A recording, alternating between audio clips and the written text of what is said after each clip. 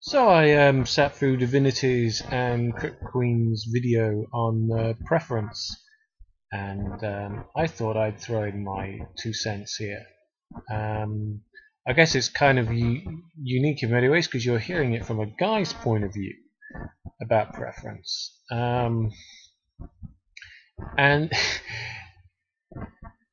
trying to figure out where to start. Let's talk about sexual preference first, because I suppose that's the easiest point. Though this video isn't entirely about sexual preference.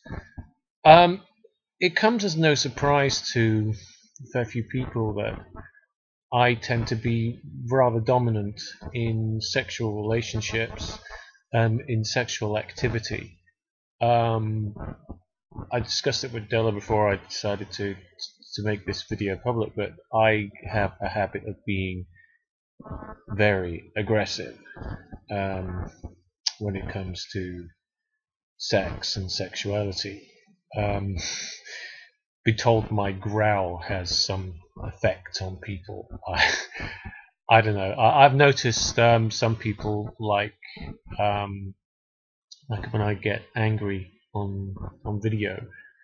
So I suppose there's something in that. But nearly all my relationships, I've been the dominant partner, even with women who are on the whole usually dominant. Not entirely sure why that worked out the way it did. I suppose it's that aggressive chemistry. Who are you more willing to? I suppose submit is is the wrong word, but it's the only word I could come up with. Who are you more prepared to submit to?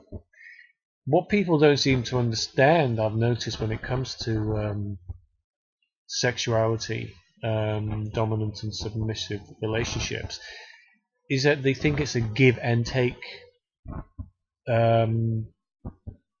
relationship, and it's not. It's a give.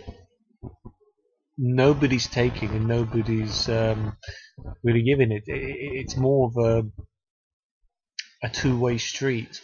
And if there's one thing I love about being dominant, it's the pleasure I give my partner. The reaction I get from my partner. I suppose Ruby Dynamite put it best, the puddle on the floor kind of reaction. I usually love to see, I usually love to get from my partner. When it came to Della and myself, she referred to me as this kind of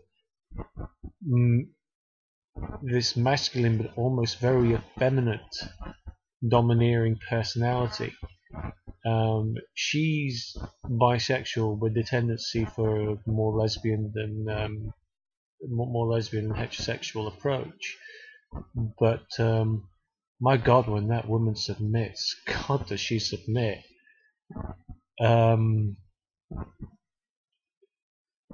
There is some connection and release that allows us to be what we are inside, and I don't consider that to be wrong. I don't consider that to be perverted. That's a very natural way of expressing your sexuality. It's a very natural way of expressing who you are. There's no point in sexuality if you're not enjoying sex, if you're not enjoying the encounter, if you're not getting anything out of it. And if your partner's not getting anything out of it, there's absolutely no point in that at all.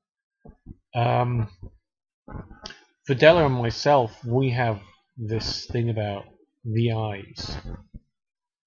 We just love looking into each other's eyes when it comes to sexuality, and it's been the same with every one of my partners. There's something about looking into the eyes and the reaction you see. It's almost more telling than what's going on physically, if that makes any sense. Would I submit to somebody? I think I would. I think I would if I if I felt that trust. I haven't found anybody that I would. One thing I have enjoyed is having my arms held down by my partner, and my hair pulled. It has to be pulled really hard. Jesus, it does. It really does. But I suppose that's about as much of the submission that a woman's been prepared to give me. They always tend to want to submit to me. They want me to take control, and I'm more than happy to do that. There's some.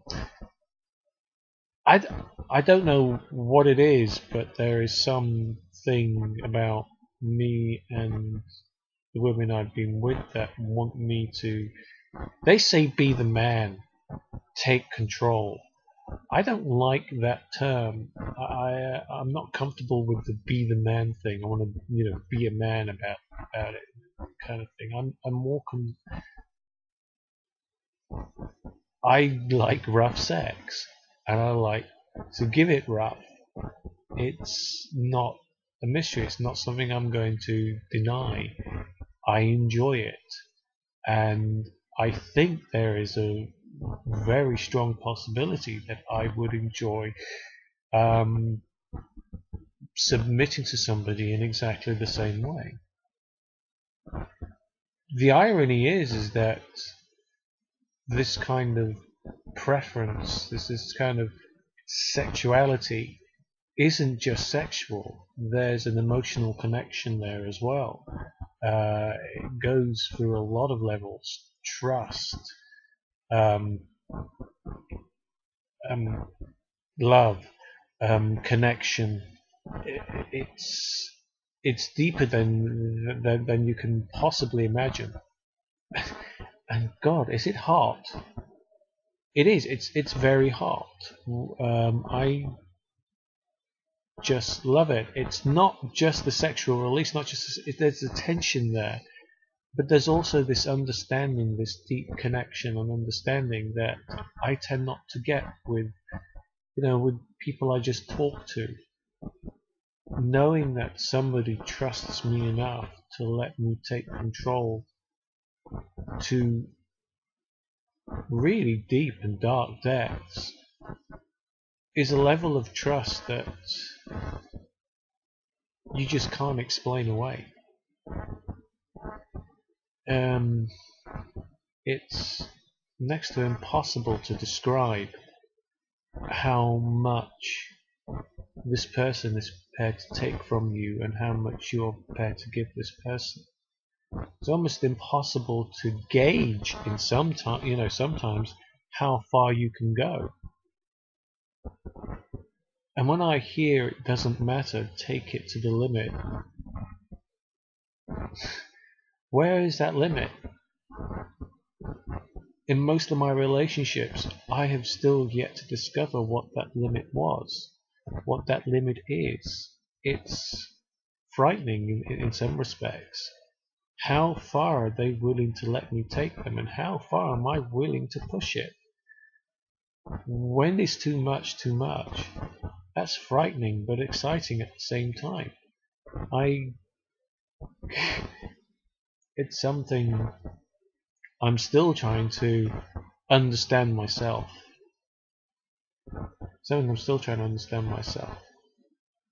Now I identify as pansexual. I'm not attracted to one sex or another. Most of my relationships have been with women. I've had 2 sexual encounters with men. And I will confess, on those occasions, I've been more inclined to be the submissive in a male sexual relationship. I guess it's because I'm still somewhat exploring that side of my sexuality, and I find it hard to be aggressive around a man sexually. It's difficult. I want to be, but I can't. It's kind of like if I've ever had a threesome and a man's involved, I'm very I like to touch, and I get very coy about it. So am I allowed to do this? Am I allowed to touch? Yeah, I am, but it's still It's like that sweet little innocent girl in your head, you know, that makes you go, "Ooh, I shouldn't be doing this." And I do enjoy it. I've never been penetrated. I'm still scared about that possibility. It's I think about it. I enjoy thinking about it. I enjoy the thought about it. It still scares me, and I guess I've still yet to find the right person that I will allow to do that. So it's not so much a preference, that's more of a nervous twitch than anything else. But I'm not ashamed to admit it. I'm not ashamed to admit that runs through my head. So what does that make me? Am I attracted to transsexual people? Yes. Yes, I think I am. I do find transsexual people very attractive. I've never had sex with a trans before, but the thought has crossed my mind. Would I? I don't know. But it has crossed my mind. I'm not ashamed to admit how far those fantasies and that preference goes. And when it comes to physical preference, again, I'm very dubious about my sexual, my physical preferences. I don't know. My ideal isn't fit, isn't big, isn't small. I'm more attracted to what's up here than I am to the body, if that makes any sense. It's the mind that attracts me. It's the sexual intensity that attracts me. I'm not attracted to white, black, Asian people. It's just I'm attracted to whoever I'm attracted to. And that's a sexual adventure I would like to take with that person. It's really, really strange to know that I am very eclectic about my sexual preferences. In many ways I'm glad, because I'm not so much narrow-minded with my choices, not so much narrow-minded with my options. There's a whole lot of fish out there.